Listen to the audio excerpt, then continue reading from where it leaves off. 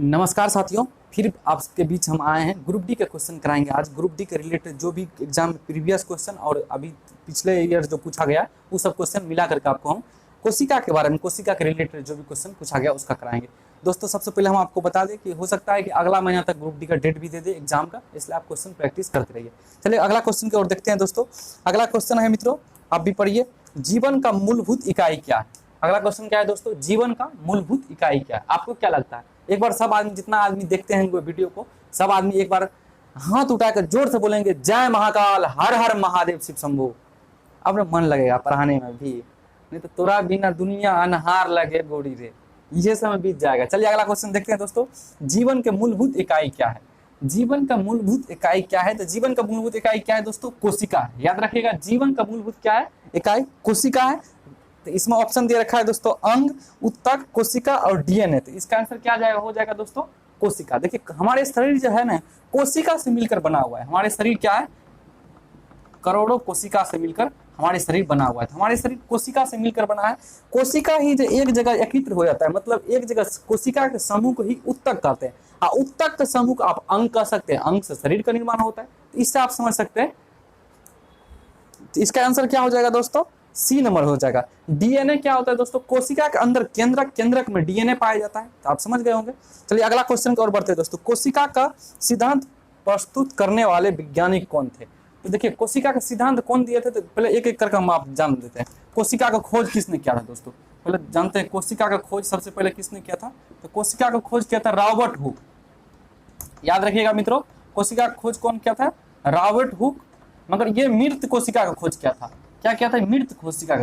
कोशिका का अध्ययन को काइटोलॉजी कहते हैं। ये मृत कोशिका का खोज किया था, इसलिए इसको बोला जाता है फादर ऑफ काइटोलॉजी। याद रखिएगा, कोशिका का खोज किसने किया था? Robert Hooke. मगर ये मृत कोशिका का खोज किया था। मगर अगर जीवित कोशिका का बात करें तो जीवित कोशिका का खोज कौन किया था दोस्तों? जीवित कोशिका का अगर बात करें तो जीवित कोशिका का खोज किया था ल्यूऑन। ऐसा अंग्रेजवा का नाम रहता है कि यादों करना नहीं होता है। लियोन, ठीक ना। ये इसको बोलते हैं फादर ऑफ काइटोलॉजी, इसको बोलते हैं फादर ऑफ बैक्टीरियोलॉजी। मतलब का जीवित कोशिका का खोज किया था। तो अगला क्वेश्चन है दोस्तों क्या, कोशिका का अगर सिद्धांत का बात करें, कोशिका के बारे में बताया था कि भाई कोशिका का जो समूह है उसको उत्तक बोलेंगे, उत्तक को समूह जो उसको अंग बोलेंगे। इस तरीका सभी इसका जो सिद्धांत दिया था, तो सिद्धांत कौन दिया था दोस्तों? तो स्लाइडन एवं स्वान। याद रखिएगा मित्रों। अगला क्वेश्चन, कोशिका का सिद्धांत कौन दिया था? तो कोशिका का सिद्धांत दिया था स्लाइडन। अरे यार ये तो चलिए ना रहा है। कोशिका का सिद्धांत कौन दिया था दोस्तों? स्लाइडन एवं स्वान। आपको याद रखना है कोशिका का सिद्धांत स्लाइडन एवं स्वान। अगला क्वेश्चन की ओर बढ़ते हैं दोस्तों। कोशिका सिद्धांत अपवाद है। क्या लिखा है? कोशिका का सिद्धांत अपवाद है। तो अपवाद है विषाणु पर। क्या है दोस्तों? विषाणु पर कोशिका का सिद्धांत काम नहीं करता है। इसको आप याद रखिएगा। कोशिका के सिद्धांत किस पे काम नहीं करता है? कोशिका का सिद्धांत किस पे काम नहीं करता है मित्रों? तो कोशिका का सिद्धांत विषाणु पे काम नहीं करता है। विषाणु क्या, तो बाहर में रहता है तो वो मरा हुआ रहता है। जैसे ये सजीव के अंदर पहुंचता है तो वो जीवित तरीका काम करने लग जाता है। जिस तरीका कोशिका जीवित कोशिका काम करता है उसी तरीका वो जीवित कोशिका का तरीका काम करने लगता है। तो इसलिए पूछा जाता है, बहुत बार क्वेश्चन में पूछा गया है कि कोशिका सिद्धांत का अपवाद कौन है। तो इसका आंसर क्या हो जाएगा दोस्तों? विषाणु। आपको याद रखना है, इसका आंसर क्या हो जाएगा दोस्तों? विषाणु। कोशिका सिद्धांत को कौन नहीं मानता है? विषाणु। कोशिका का खोज को किसने किया था? Robert Hooke. मगर मृत कोशिका का खोज किया था। और जीवित कोशिका का खोज किसने किया था? लियोन हॉक, ठीक ना। जीवित लियोन हॉक,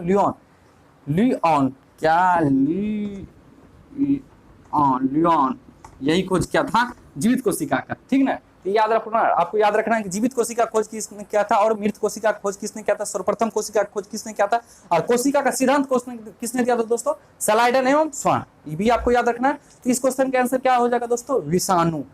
अगला क्वेश्चन की ओर बढ़ते हैं दोस्तों। मानव शरीर में पाए जाने वाली सबसे छोटी कोशिका कौन होता है? तो पहले एक एक करके हम जानते हैं दोस्तों। मानव शरीर में अगर कोई बोलेगा, मानव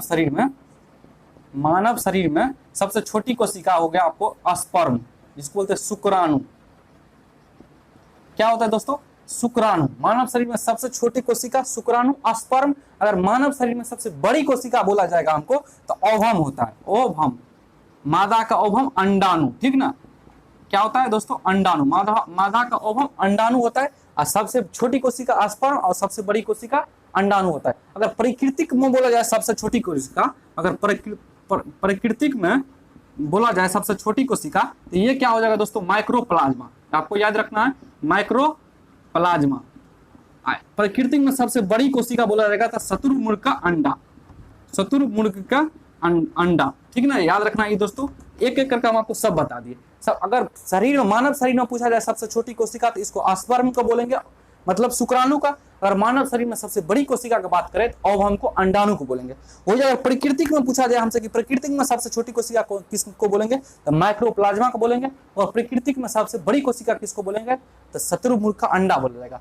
और मानव में सबसे लंबी कोशिका किसको आता है, तो न्यूरॉन का, ब्रेन का, दिमाग में जो दिमाग का कोशिका जो ब्रेन होता है उसको न्यूरॉन कोशिका बोलते हैं, और न्यूरॉन का सबसे लंबी कोशिका होता है। इसका आंसर क्या हो जाएगा दोस्तों, इसका आंसर हो जाएगा शुक्राणु। Answer number B, option number इसका क्या होगा दोस्तों, बी। अगला क्वेश्चन देखते हैं दोस्तों। प्रारंभिक संरचना वाली कोशिकाएं हैं, प्रारंभिक संरचना वाली कोशिकाएं किसको बोलते हैं? आपको क्या लगता है दोस्तों, प्रारंभिक संरचना वाली कोशिका किसको बोलेंगे? देखिए दोस्तों, कोशिका दो प्रकार का होता है। कोशिका में कितना प्रकार होता है, दो प्रकार। एक होता है यूकैरियोटिक, एक प्रोकैरियोटिक। प्रोकैरियोटिक एक होता है, प्रोकैरियोटिक एक होता है यूकैरियोटिक। एक होता है दोस्तों यूकैरियोटिक, एक होता है दोस्तों प्रोकैरियोटिक, एक होता है यूकैरियोटिक। देखिए प्रोकैरियोटिक में क्या होता है दोस्तों, प्रोकैरियोटिक में बहुत सारा अंग का अभाव होता है, मगर यूकैरियोटिक में क्या होता है, सभी कोशिका का कोशिकांग होता है। मगर प्रोकैरियोटिक में क्या होता है, सभी कोशिका का कोशिकांग नहीं होता। तो आप पूछे प्रोकैरियोटिक किसके अंदर होता है और यूकैरियोटिक किसके अंदर होता है। तो देखिए प्रोकैरियोटिक का बात करेंगे दोस्तों, तो एक एक करके हम आपको बताते हैं। कुछ यहाँ बताएंगे, आप लिख भी लीजिएगा दोस्तों। देखिए अगर प्रोकैरियोटिक का बात करें तो पहले देख लीजिए प्रोकैरियोटिक होता है किसमें दोस्तों,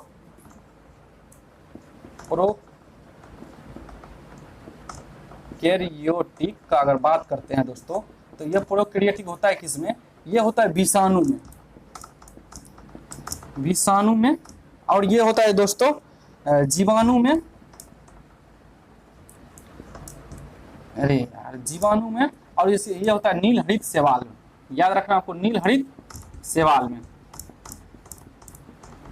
ये इसी कुछ में प्रोकैरियोटिक होता है। बाकी आप जितना भी देखते हैं उसमें यूकैरियोटिक होता है। बाकी जितना भी आप देखते हैं किसमें होता है, कोशिका कितना क्या होता है, यूकैरियोटिक होता है। जैसे यू यू यू आप हम सब किसमें, इसमें क्या होता है, यूकैरियोटिक होता है। मगर प्रोकैरियोटिक किसमें होता है दोस्तों, विषाणु में, जीवाणु में और नील हरित शैवाल में। ये आपको याद रखना है। तो कोशिका का प्रारंभिक कोशिका किसको बोलते हैं, प्रोकैरियोटिक का। तो ऑप्शन नंबर क्या हो जाएगा दोस्तों, ऑप्शन नंबर सी, याद रखिएगा मित्रों। अगला क्वेश्चन है, पूर्ण विकसित कोशिका का प्रकार है। तो पूर्ण विकसित कोशिका का प्रकार आपको अब ये बोले थे कि प्रोकैरियोटिक में क्या होता है कि उसका कोशिकांग पूरा पूर्ण नहीं रहता है, पूर्ण विकसित नहीं होता है। जिस तरह का विषाणु में, जीवाणु में, नील हरित शैवाल में, इसमें क्या होता है कि उसका कोशिका पूर्ण रूप से विभाजन, मतलब कोशिका का अंग पूर्ण रूप से विकसित नहीं होता। मगर यूकैरियोटिक में जो होता है, जैसे हम लोग में, पेड़ पौधा में, जानवर में, इस तरीका में कोशिका होता है दोस्तों, इसमें यूकैरियोटिक कोशिका पूर्ण रूप से विकसित होता है। तो वही क्वेश्चन पूछ रहा है दोस्तों, निम्नलिखित में से पूर्ण विकसित कोशिका का प्रकार कौन है। तो पूर्ण विकसित कोशिका का प्रकार क्या हो जाएगा दोस्तों, यूकैरियोटिक, यूकैरियोटिक। इसका आंसर क्या हो जाएगा दोस्तों, ऑप्शन नंबर ए। इसका आंसर क्या हो जाएगा दोस्तों, ऑप्शन नंबर ए, यूकैरियोटिक, ठीक ना। अगला क्वेश्चन हम बढ़ते हैं दोस्तों। देखिए अगला क्वेश्चन है दोस्तों, जो निम्नलिखित में से कौन सा कोशिकांग पादप कोशिका में नहीं पाया जाता है। आपको बताना है दोस्तों, निम्नलिखित में से कौन सा कोशिकांग पादप कोशिका में नहीं पाया जाता है। हरित लवक है, माइटोकॉन्ड्रिया है, अंतरजालिका है और राइबोसोम है। देखिए दोस्तों एक एक करके हम आपको बताते हैं। हरित लवक, हरित लवक का बोलते हैं दोस्तों क्लोरोप्लास्ट। क्लोरोप्लास्ट ये क्या होता है, पेड़ पौधा में पाया जाता है। याद रखना आपको, हरित लवक हम लोग में थोड़े पाया जाता है, नहीं तो सीधे खाना पीना नहीं हो खाते तब वो चार्ज हो जाते।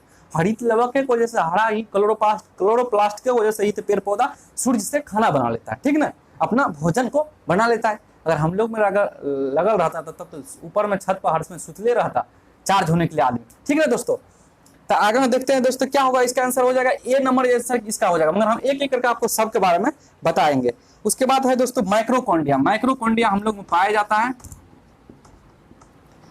इसमें कितना होगा बोलेगा कि माइक्रोकॉन्ड्रिया भी नहीं पाया जाता, मगर माइक्रोकॉन्ड्रिया हम लोग को पाया जाता है। माइक्रोकॉन्ड्रिया का खोज किसने किया था दोस्तों, अल्टीमेट ने खोज किया था। माइक्रोकॉन्ड्रिया के अंदर क्रेब चक्र चलता है, ये भी क्वेश्चन में पूछ लेता है।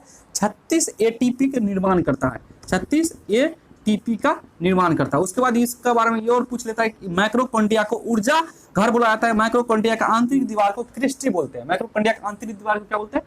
क्रिस्टी बोलते हैं। ये सब आपको इतना बात याद रखना। अगला है दोस्तों इसका ऑप्शन अंतःपदक जालिका, इंडोप्लाज्मिक रेटिकुलम। अंतःपदक जालिका को इंग्लिश में क्या बोलते हैं? Endoplasmic reticulum. इसको कोशिका का कंकाल बोला जाता है दोस्तों। अंतःपदक जालिका को इसको क्या बोलते हैं? कोशिका का कंकाल बोलते हैं। इसको कोशिका का कंकाल बोलते हैं। इसमें ये क्या होता है? दो प्रकार का होता है। एक होता है स्मूथ, एक होता है रफ। इंडोप्लाज्मिक रेटिकुलम अंतःपदक जालिका के बारे में आपको बता रहे हैं। ये क्या होता है? दो प्रकार का होता है। इसमें क्या होता है? एक होता है रफ, आगे वाला भाग क्या होता है? रफ। स्मूथ होता है, नीचे वाला भाग रफ होता है। स्मूथ में क्या होता है? वसा पाया जाता है दोस्तों, वसा। ठीक है दोस्तों। इसमें क्या होता है? राइबोसोम, राइबोसोम पाया जाता है। राइबोसोम, इसमें क्या होता है दोस्तों? राइबोसोम पाया जाता है।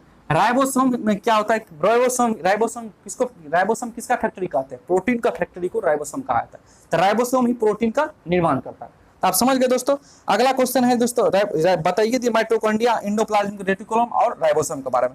अगला क्वेश्चन को और देखते हैं दोस्तों। अगला क्वेश्चन है, किस जीव के कोशिका में कोशिका भित्ति नहीं पाया जाता है? बहुत अच्छा क्वेश्चन, इस बार एनटीपीसी में पूछा गया था इस क्वेश्चन। किस जीव के कोशिका में कोशिका भित्ति नहीं पाया जाता है? आपको बताना है दोस्तों। आंसर है पादप, मानव, शैवाल और जीवाणु। किस जीव के कोशिका में कोशिका भित्ति नहीं पाया जाता है? याद रखिएगा दोस्तों, मानव का जो कोशिका है, मानव का कोशिका में कोशिका झिल्ली ठो पाया जाता है, कोशिका भित्ति नहीं पाया जाता है। पेड़ पौधा के कोशिका में कोशिका भित्ति ऊपर से टेम्पर ग्लास लगा दिया जाता है। इसलिए लगा दिया जाता है दोस्तों कि जानवर और हमेशा उसमें देखते हैं छील छाल देता है, उसमें अलग से एक टेम्पर ग्लास भगवान लगा दिया है जिसको बोलते हैं कोशिका भित्ति। तो बोलेंगे किस में कोशिका भित्ति नहीं पाया जाता है? तो मानव में नहीं पाया जाता है, क्योंकि मानव अपने अंग को स्वयं रक्षा कर लेता है। देखते हैं कपड़ा उपड़ा पीन लेता है, मगर पेड़ पौधा तो उघाड़े रहता है तो भगवान एक ऊपर से अलग से टेम्पर ग्लास लगा दिया जिसको बोलते हैं कोशिका भित्ति। तो इसका आंसर क्या हो जाएगा दोस्तों? मानव में। इसका आंसर हो जाएगा बी नंबर, मानव में। ठीक है दोस्तों। अगला क्वेश्चन को और दोस्तों देखते हैं। कोशिका का जीवित अंश जीवदर्भ कहलाता है, इसमें क्या शामिल नहीं है? कोशिका का देखिए दोस्तों, कोशिका में दो तरह का दर्भ होता है। देखिए हम आपको बताते एक एक करके। कोशिका में दो प्रकार का दर्भ होता है। एक होता है, देखिए, एक होता है केंद्रिका दर्भ। समझे दोस्तों, कोशिका में दो प्रकार का दर्भ होता है। एक होता है केंद्रिका दर्भ, एक होता है कोशिका दर्भ। कोशिका का बाहर जो होता है इसको कोशिका दर्भ कहते हैं, अंदर वाला को उसको केंद्रिका दर्भ कहते हैं। मगर इसमें क्या होता है? कोशिका का अंग भी पाया जाता है जिसको बोलते हैं कोशिकांग। Mitochondria, ribosome, endoplasmic reticulum, centrosome, ये सब जो है कोशिका का अंदर पाया जाता है जिसको कोशिकांग बोलते हैं, कोशिका का अंग। इसलिए क्वेश्चन में पूछा है, क्वेश्चन में देखिए कितना जबरदस्त पूछा था। कोशिका के जीवित अंश जीवदर्भ कहलाता है, इसमें शामिल क्या है? पूरा कोशिका का जो है, पूरा कोशिका का दर्भ को क्या बोलते हैं? जीवदर्भ। पूरा को जीवदर्भ बोलते हैं, पूरा कोशिका को जीवदर्भ बोलते हैं। मगर कोशिका के अंदर जो होता है इसको कोशिका दर्भ बोलते हैं, और केंद्रिका के अंदर जो बोलता है इसको, न्यूक्लियस के अंदर, इसको केंद्रिका अम्ल बोलते हैं। और इसी के अंदर आरएनए और डीएनए पाया जाता है। ठीक है ना आपको दोस्तों, केंद्रिका अम्ल के अंदर ही आरएनए और डीएनए पाया जाता है। उसके बाद आपको, और कोशिका के अंदर क्या बोलता है? कोशिकांग पाया जाता है। इसका आंसर क्या हो जाएगा दोस्तों? इसका आंसर हो जाएगा मित्रों डी नंबर, कोशिका के दर्भ, केंद्रक दर्भ तथा अन्य कोशिकांग।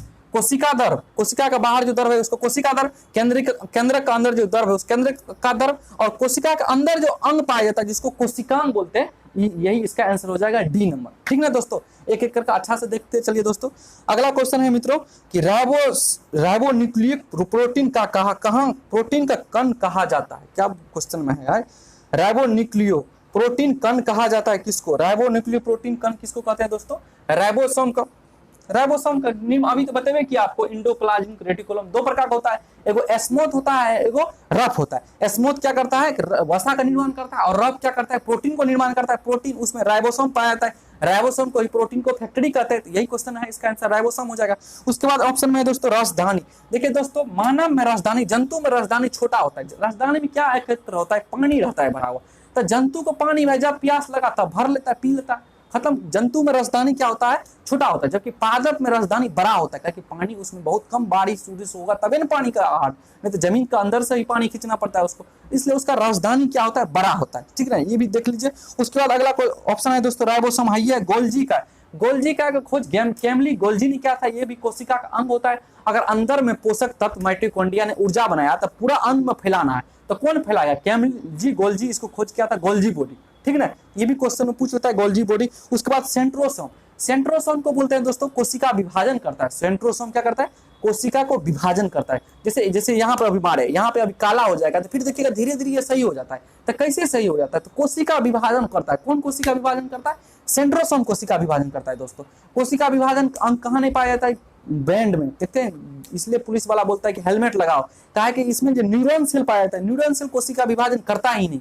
जो आपको चोट लगेगा तो उसने को उसने रह जाइएगा। यहीं पर है एमसीबी, एमसीबी में अगर एक बार लग गया तो शॉर्ट सर्किट लगते रहेगा हमेशा। इसलिए इसको बोला जाता है कि हेलमेट पहनकर चलने के लिए। कभी देखिए बोला है हाथ में हेलमेट पहन के चलिए, पाँव में पहनिए, स्टील बॉडी लगा लीजिए, नहीं बोला जाता है। क्या समझ जानता है पुलिस वाला कि अगर यहाँ सब लगेगा तो चोट सही हो जाएगा, क्या कि सेंट्रोसोम कोशिका के अंदर पाया जाता है, कोशिका विभाजन कर देगा। मगर कोशिका सेंट्रोसोम कहाँ नहीं पाया जाता दोस्तों? कोशिका सेंट्रोसोम नहीं पाया जाता है न्यूरॉन सेल में, कहे तो ब्रेन में अगर कोशिका विभाजन नहीं होता है, इसलिए हेलमेट पहनने के लिए बोला जाता है, ठीक है ना दोस्तों। आपको पूछ लिया जाता है कोशिका विभाजन कहाँ नहीं होता है, तो कहाँ नहीं होता है दोस्तों कोशिका विभाजन? दोस्तों न्यूरॉन सेल में, नहीं तो आप ऑप्शन में अगर ब्रेन रहेगा दिमाग तो ब्रेन में मारिएगा, मस्तिष्क में। चलिए एक एक करके हम रिवाइज कराते हैं दोस्तों, आपको क्वेश्चन कौन कौन हम कराएं। दोस्तों सबसे पहले देखिए कोशिका का खोज किसने किया था? Robert Hooke. मगर ये मृत कोशिका का खोज किया था, इसलिए इसको कोशिका का कोशिका का अध्ययन काइटोलॉजी बोलते हैं, इसलिए फादर ऑफ काइटोलॉजी इसको बोलते हैं। अगर जीवित कोशिका का बात करते हैं, लियोन की खोज किया था जीवित कोशिका का दोस्तों, इसलिए फादर ऑफ बैक्टीरियोलॉजी उसको बोलते हैं। कोशिका का सिद्धांत सबसे पहले कौन दिया था दोस्तों? कोशिका का सिद्धांत स्लाइडन एंड स्वान दिया था। उसके बाद हम आपको बताया कि केंद्र की खोज किसने किया था? तो रॉबर्ट ब्राउन ने खोज किया था, रॉबर्ट ब्राउन ने। ये भी आप याद रखिएगा दोस्तों। उसके बाद आपको बोलते हैं गोल्जी बॉडी भी बताए। माइटोकॉन्ड्रिया किसको बोलते हैं? माइटोकॉन्ड्रिया को ऊर्जा घर बुलाया जाता है। माइटोकॉन्ड्रिया का आंतरिक दीवार को क्रिस्टी बोलते हैं। माइटोकॉन्ड्रिया का खोज किसने किया था? अल्टमैन ने खोज किया था। उसके बाद हम आपको बताए कि माइटोकॉन्ड्रिया ऊर्जा बनाता है, 36 एटीपी हमारे शरीर में बनाते हैं। उसके बाद हम आपको बताए दोस्तों